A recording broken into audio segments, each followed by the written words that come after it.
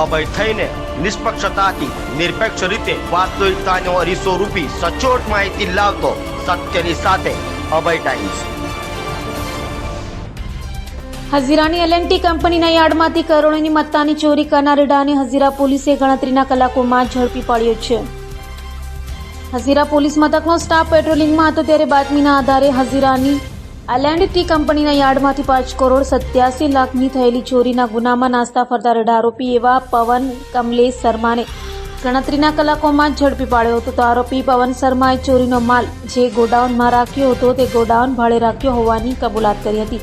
તો જેઓના કહેવા પર પવને ગોડાઉન ભાડે રાખ્યો હતો તે અશોક પટની અને નુરલ્લા ખાનને વોન્ટેડ જાહેર કર્યા છે।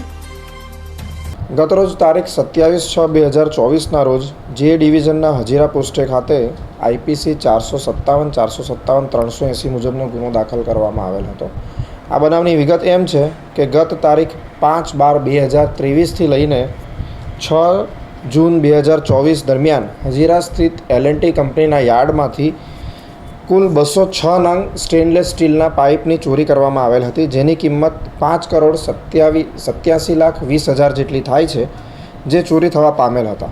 જે બાબતની ફરિયાદ L&Tના પ્રોજેક્ટ એકાઉન્ટન્ટ દ્વારા આપવામાં આવેલ હતી અને જે અંગેની વિધિસરની ગુનો ગત રોજ દાખલ કરવામાં આવેલ હતો, તેમજ હજીરા પોલીસ સ્ટેશનના PI VL પરમાર તથા તેમના સ્ટાફ દ્વારા ત્વરિત તપાસ કરી તેમજ CCTV સર્વેલન્સ તદુપરાંત અનેક CDROને તપાસ કરીને 3 આરોપીઓને આજરોજ ઝડપી પાડવામાં આવેલ છે।